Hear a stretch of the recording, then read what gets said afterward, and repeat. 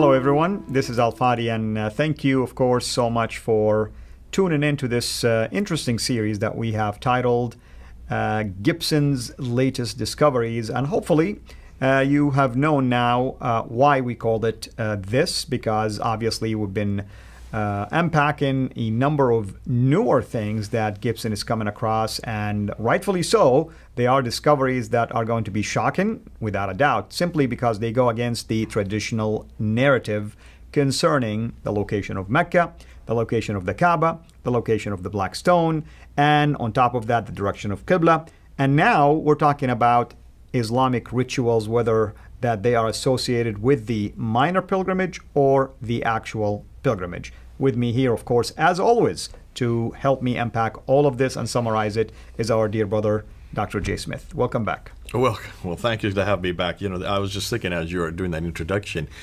we have to keep on coming back with newer and newer videos and newer episodes because there's so much new material that keeps coming to light. And that is not a bad problem. That's actually a very good problem, isn't it? Absolutely. Absolutely. Because, remember what I mentioned to you earlier is that it's not a coincidence that you find all of these pieces now fitting together. And the narrative about Petra is becoming more of a reality than just a myth. Yeah. So we're going to wrap up this whole section concerning the newest discoveries. We're going to do another one in the spring, probably in the one in the next fall. We'll probably do them maybe twice a year. Just have these newest discoveries. At least, It won't just be Gibson's. We're also getting some other friends who are coming in. They're sending us new material, and we want to keep this up as an ongoing to help those of you who are actually taking this and really engaging with Muslims on it. Those Muslims who are listening to it also, we're finding that you're getting engaged with it.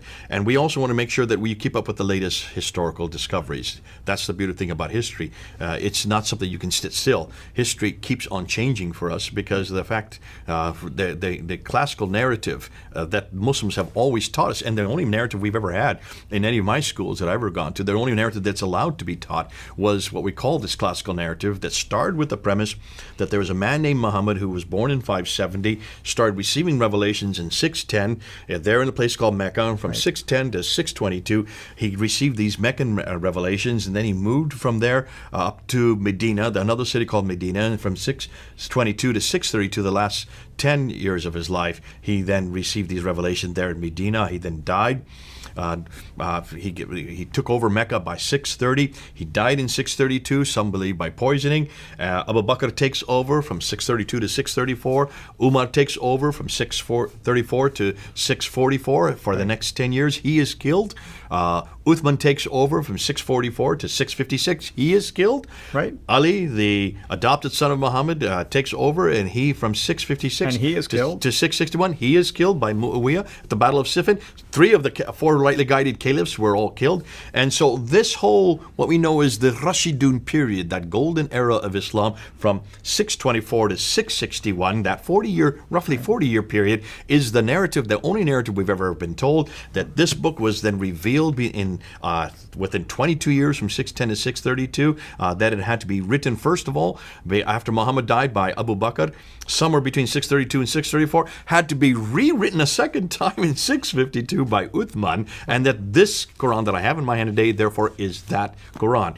So all of this is the classical narrative, which we're now questioning because of historical evidence. And we had that whole discussion between King and Gibson, where Gibson was saying, well, let's hold on, let's stop. We're coming up with an awful lot of new material that's actually confronting that narrative, and I want to show you what I've discovered. And King gets really upset because this is his area of expertise, and he is the one that has the doctrine, and he is the world authority on the direction of prayer, the Qibla, and he is an authority on all these early mosques, though he only went to one of them. In this whole time that he did his whole career, he only went to one of them to look at what he was talking about.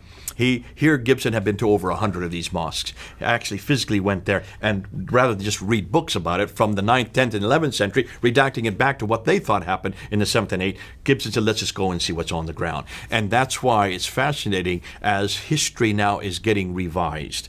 Why? Because of what we're finding on the ground. Gibson is helping us to revise the emergence part of it, the whole person of who Muhammad was, what he did, what happened, how Islam began. We're now finding does not make sense for a 6th and 5th, 7th century environment. it looks like that whoever this prophet is, whoever this one that was given this book, if it even was one man, that look, I would suggest, because of the fact that we are now at the same time asking the question about the emergence of Islam, we're also asking the question about the emergence of the Quran. And this is being done by the German school. This is being done by Dr. Dan Brubaker, who is now looking at the earliest manuscript, the first one to actually photograph all these manuscripts and start asking disturbing questions. He is doing to the Quran what Gibson is doing to the emergence of Islam. These are two historians, and one is a linguist, and the other, Dan Gibson, is a linguist in Arabic, but Dan Brubaker is a linguist in Arabic. But there's other people who've gone before them. You have Patricia Corona and Dr. Michael Cook, she herself reads and writes 15 languages, a real linguist in all of these archaic languages. They're looking at the Quran, they're looking at the emergence of Islam, they're looking at Mecca, and they're saying there's another story that doesn't fit the narrative that we have been told by Muslims. We thought for 1,400 years, it looks like only for 1,300 years. So it's that we're not to want to bring it together for. And now we're at that level where we're starting to do a no what if. This is what we think is happening. We think in happening in December that you have a man named Abdul Malik who wanted to create an Arab identity. In order to create that Arab identity, he had to create a prophet. He had to have a revelation. Because the Arabs did not have a prophetic line, did not have a revelation. The Jews and the Christians did. And they're their cousins through Abraham. So that's why he is the one that introduces Muhammad on the Dome of the Rock, introduces him on the coins, introduces him on the protocol. Once he introduces him, what does he have to do? He then has to give him a book, because the prophet must have a revelation. There is no book there, and that's why suddenly you see an enormous amount of different fragments. We haven't even got into that yet. Right. The fragments that suddenly appear, and then some bits of manuscripts. We're only talking about 1,400 years ago, so this is not very long ago, and these are written on parchment. Therefore, they're well preserved, but what's problem is not one of these fragments, not one of these manuscripts are complete, and not one of them come from the 7th century. Possibly the lower layer of the Sanaa manuscript that you're looking at, that palimpsest, that could probably come from the last 2 decades of the 7th century. But once they have the book together, they're starting to put it together, we don't know when it's complete. And that's the big $1 million question, which we're going to answer. It's going to come, folks. We're going to get to that. We're moving away. We're moving the goalposts each time we talk to you. We're moving the goalposts, so we are going to get to that. But once you have the man, then you have the book, then you have to have the place. The place was settled. They thought in Petra it had to be moved down to Mecca because of the political problems between the Abbasids and the Umayyads. The Abbasids went out. They now have the new sanctuary, and that's why all the mosques start now to face to Mecca after 727. They come into power in 749. But then you've got the place. Then you've got to do something else. If you've got the man in the book, you've got to give him a history, don't you?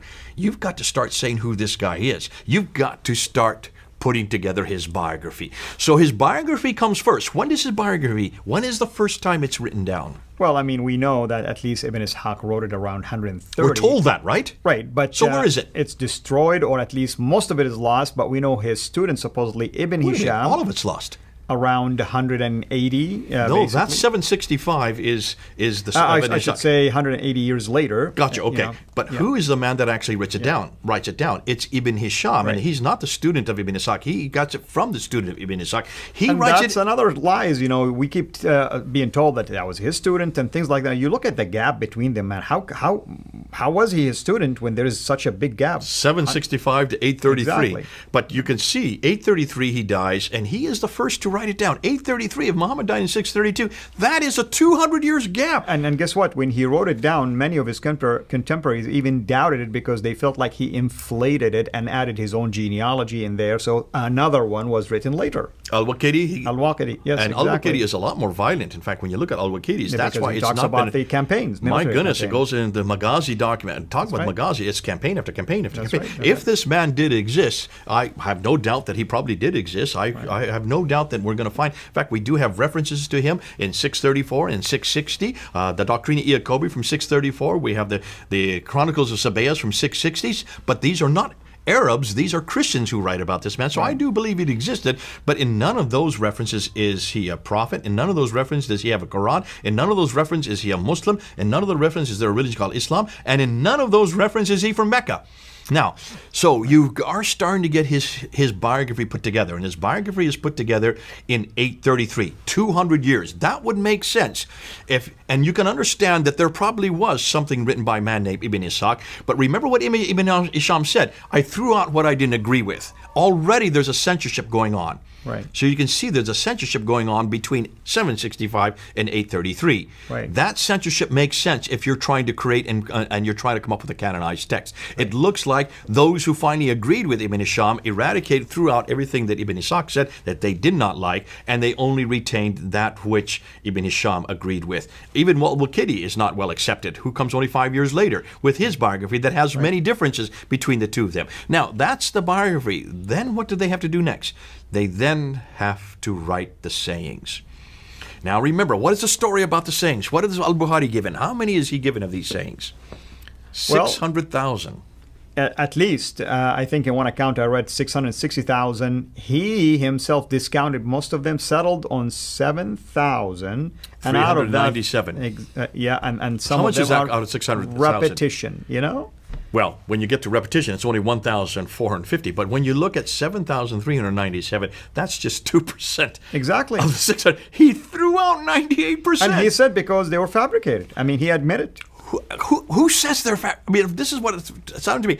This is standardization at its worst. This, or at its best, you might say. This is censorship at its worst. Here is the importance of this. You see, when you start looking at history, history becomes important. Right now, there is an Islamic State being formulated, right? You need Sharia law. All of a sudden, Sharia law appears.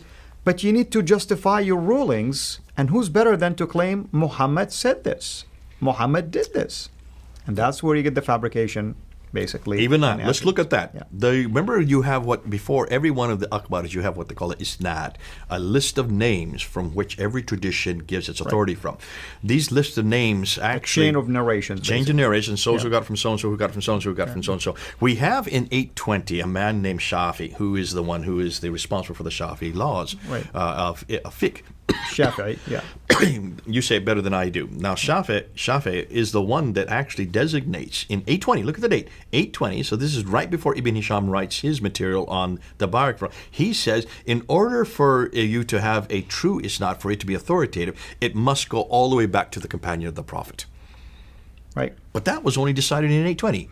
And suddenly, according to Patricia Corona, when she writes about this, she says, and so does Cook write about this, she says what's fascinating is anything prior to 820 had all kinds of names. That suddenly from 820, the list completely changed. Right. How suddenly can someone in the early 9th century know what the list of names is all the way back to the companion of the Prophet? And how is it that all these lists suddenly include a companion of the Prophet? And most importantly, how can they preserve all of this in memory for 200 years?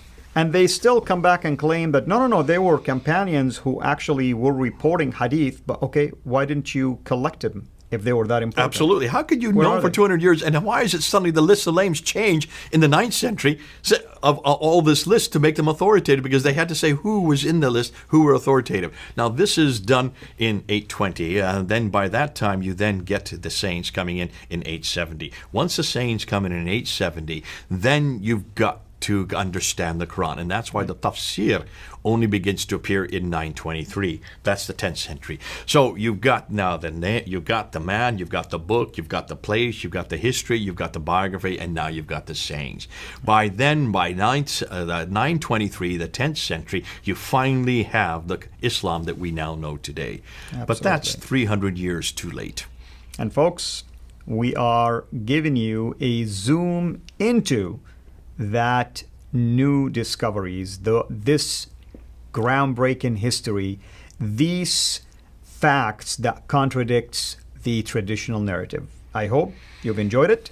I hope you find it very helpful. I know some of you commented and said that this has been a must-needed information and a must-read, basically, or watch videos. So we hope that you will spread the word around. Our hope is that our Muslim friends, and I'm hoping that some of you are watching, will take the time to explore and investigate. That's what we ask you to do. Don't take our words for it.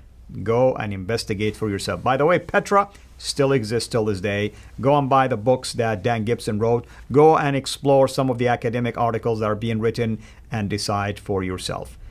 Thank you again for watching. Until we meet again, have a blessed day. Thank you for watching. Please like our video, and we encourage you to subscribe to our YouTube channel, Sira International. And be sure also to click the bell so that you receive notifications whenever we upload new videos into the channel. And finally, I like to prayerfully encourage you to become a patron through Patreon. Your giving is much needed and will enable us to produce more and more of videos like this so that we can publish them on a weekly basis. So thank you in advance.